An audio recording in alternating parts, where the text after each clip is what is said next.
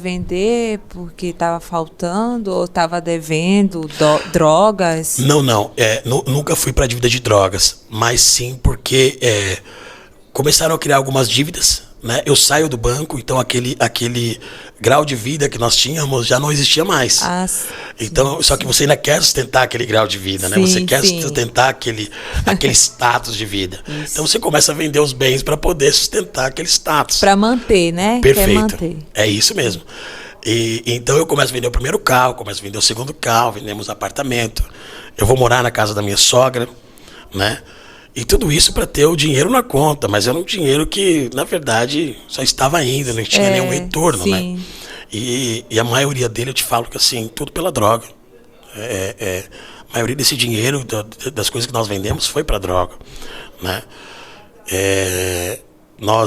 Nesse período, nós vamos morar no Uruguai, retornamos do Uruguai, chegamos ali, voltamos para Osasco, alugamos um apartamento, eu consigo me reingressar num banco, né? Quando eu me reingresso no banco, as coisas parecem que vão começar a normalizar, aí vem a nossa segunda filha, nesse dia nós já tínhamos a Maitê quando vamos para o Uruguai. Quando nós retornamos, a Pamela estava grávida da Lana, nossa segunda filha. E quando a Lana nasce, então, assim, está tudo muito bem, porque eu consigo ainda reingressar no banco, né? E voltamos a ter algum status. Sim. Mas eu continuava um dependente químico. Então eu digo que o dependente químico é alguém que não sabe lidar com frustrações. Ele não sabe lidar com sentimentos. Então qualquer frustração que eu tinha, eu descontava na droga.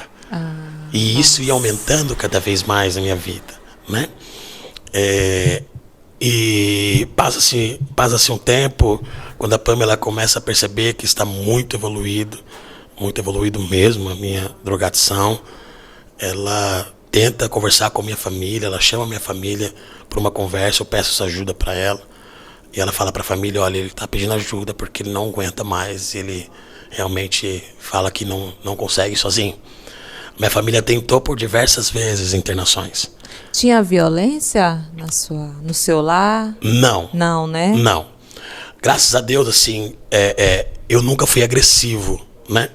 Nunca fui agressivo. Foi algo assim que para mim, até uma parte da história que quando...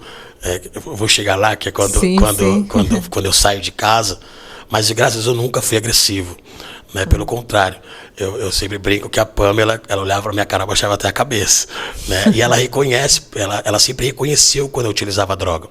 Então eu sempre tive esse muito respeito, né? Sou criado com 5 mulheres dentro de casa, né? Então, 5 mulheres. Então a gente sabe o que é, que é uma mulher. Então eu sempre tive muito respeito, né? Pela Pamela, mesmo drogado, mesmo no uso da droga, eu sempre tive esse respeito.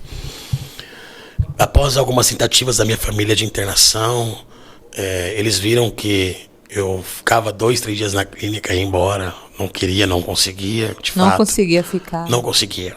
Há um processo muito difícil, chamado processo de abstinência aguda, né? De fato, tudo é uma questão de posicionamento da pessoa que ela vai ser internada. Mas há um processo chamado processo de abstinência aguda. Nós falamos que de 15 a 30 dias, esse dependente químico, ele passa por um processo muito forte de abstinência. Ele precisa vencer. Então, de fato, é uma questão de posicionamento? Sim, de fato.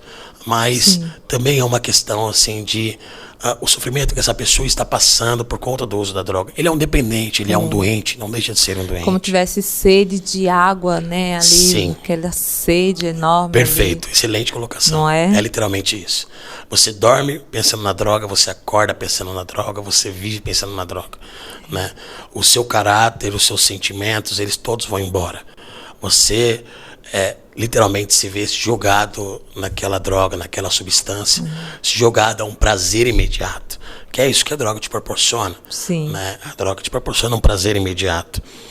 E a partir disso, depois de muitas tentativas da minha família, eu perco total credibilidade com a família, né? A confiança da família, assim, foi embora. E eu lembro que chega uma madrugada que eu vou até uma biqueira buscar droga e lá não tinha mais cocaína. E quando não tinha mais cocaína, o traficante olhou para mim e falou assim, eu só tenho crack. E a partir daquele dia eu começo a utilizar o crack. É o mais forte do que cocaína. Isso. E eu começo Você nunca tinha usado crack? Até esse dia não. Até esse dia onde eu vou na biqueira e não tem mais a cocaína, naquela madrugada, eu nunca tinha usado. Então quando eu chego lá, eu utilizo o crack. Ali eu falo, agora essa virou a minha droga. E foi evoluindo cada vez mais, né? Até que chega um dia em casa, a Pamela olha pra mim, já desgastada, já no momento onde ela não aguentava mais. Ela olha pra mim e fala assim, por favor, sai de casa. E é muito interessante, mas porque quando a Pamela fala pra mim sair de casa, não é porque de fato eu era agressivo, porque eu nunca fui. Sim. Mas era porque ela não queria que as crianças perdessem a imagem do super-herói dentro de casa. Ela não queria que as crianças tivessem a imagem de um pai drogado. Sim. A Pamela, ela sempre tentou manter esse vínculo meu com as crianças, pelo menos em memória com as crianças. De um pai que era brincalhão, de um pai que era engraçado, de um pai que gostava de brincadeiras. Então ela nunca, quando ela pede para que eu saia de casa, é para que as crianças não vivessem isso. Para que elas não tivessem a oportunidade de conhecer um pai naquela situação. Mas que a memória delas fosse mantida de um pai bom, de um pai companheiro, de um pai bacana, do super-herói, né? Sim. Que é o que nós sonhamos com nossos pais, né? Isso é. E quando eu saio de casa, eu já não tinha mais confiança de ninguém, eu já não tinha a quem recorrer mais, porque eu já tinha acabado com todos os créditos possíveis da família. E eu me vejo dentro da Cracolândia. Irmã, eu não passei na Cracolândia.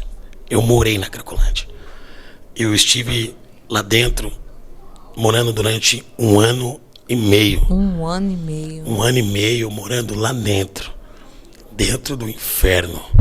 Eu posso dizer dessa forma, porque ali dentro, realmente quem está ali está dominado, né, espiritualmente.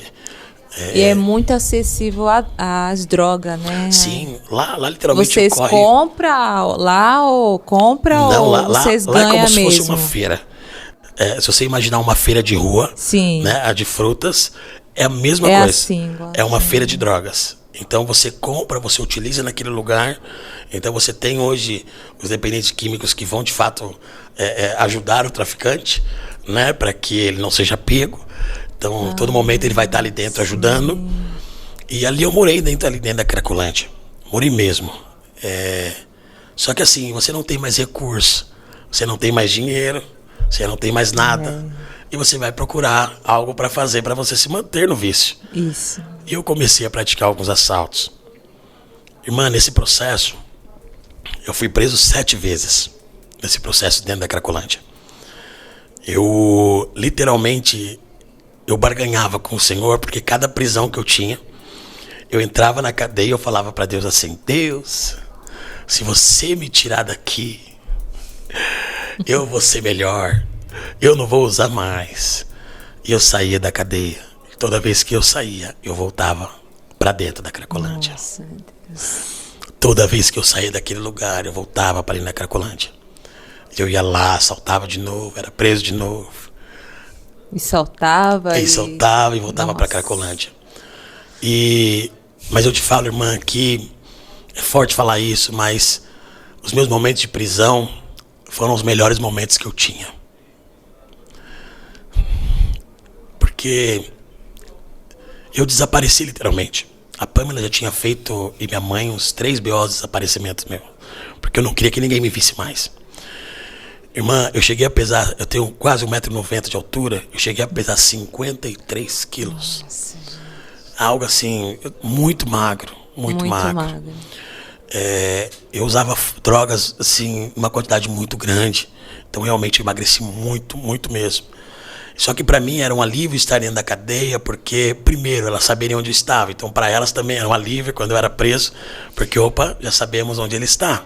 Ela ia te visitar ali, naquele lugar, na Cracolândia? Na Cracolândia, a minha mãe. A sua mãe ia? A minha mãe. Sua mãe ia. Sua esposa não? Não, a Pamela, nesse momento, ela se manteve com as crianças. Sim, sim. Ela preferiu, e de fato, para mim seria terrível ver a Pamela ali dentro. Né? Para mim, eu acho que talvez eu fugiria, mas não iria encontrá-la. Agora, a mãe é mãe, né? Ah, sim. Sim. Onde o filho tiver. Minha mãe, ela